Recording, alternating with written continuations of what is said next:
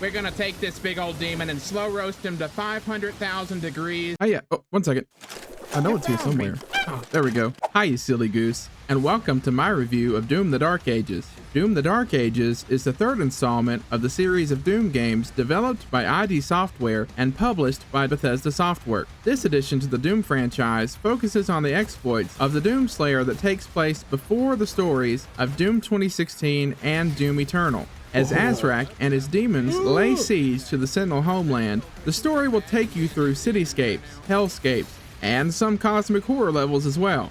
In my own opinion, the story is quite good, and you can tell that ID Software put a lot of care into the storytelling aspect of the game, considering the cutscenes are very high quality and enjoyable to watch. As it stands, this prequel sets itself apart from the other two games, featuring a combat model that leans a little more into the melee aspect of the game than the other two.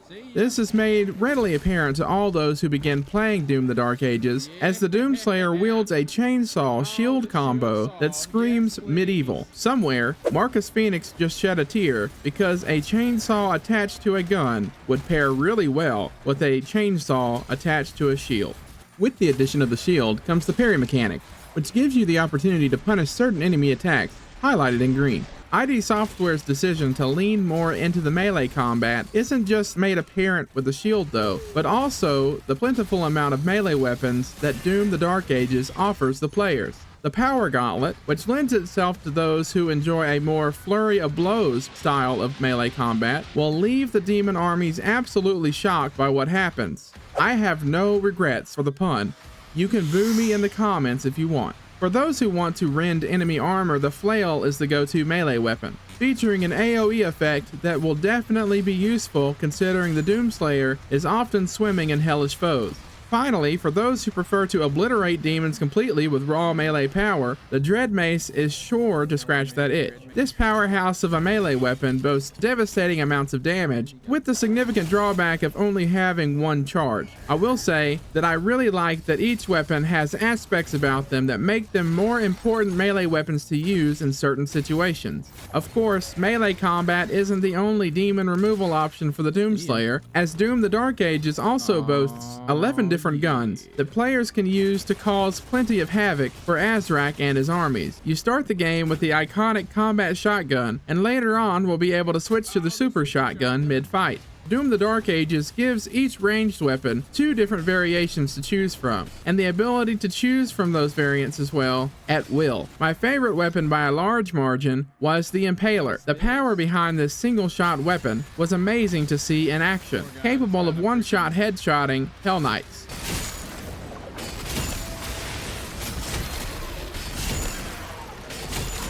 Oh well, that was cool. Rev out here popping noggins.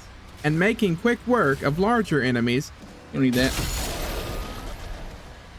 The main drawback to this weapon is definitely the ammo capacity. That being said, every weapon, melee, ranged, and the shield itself has upgrades available for purchase in the game, using resources that you will find while exploring. Upgrades for the Impaler allow you to recover ammo by using your shield throw ability, which you will do a lot. So, with that upgrade being purchased, the Impaler becomes a far more devastating weapon than it already was. As you progress, you will also find runes that you can add to your shield, and each rune has a different effect that will make the shield a devastating weapon in its own right. Speaking of devastating weapons, the Doomslayer also gains access to 2 very large new weapons, in the form of a mech and a frickin' dragon. Of course, seeing that the armies of hell sport some rather massive troops, it only seems fair that the Doomslayer should have an equally as large solution. The Atlan is a mech that will show up from time to time as you play Doom the Dark Ages,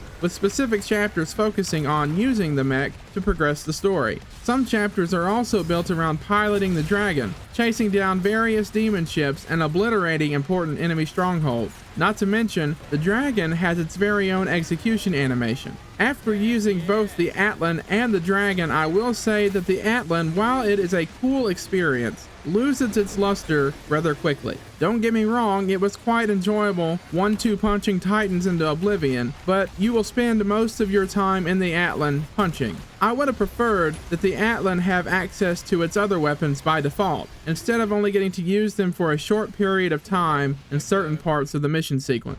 The dragon was much more interesting in gameplay experience. I personally enjoyed taking the fight to Hell's battleship fleet, destroying each ship's turrets, and then once the coast is clear, boarding the ship to get into close quarters combat with the demonic crew. Speaking of the demons, Doom the Dark Ages sees the return of many iconic Doom enemies, such as the Revenant and the Mancubus. However, the Revenant got a fresh new look, and it is awesome. The Revenant isn't the only redesign though. Doom the Dark Ages also introduces leader demons into the game. These demons are practically mini-bosses that you can seek out on the map, and defeating them in combat will net you an upgrade to your armor, health, and weapon ammo capacity. The fight against them isn't easy, as a swarm of demons will spawn alongside of them.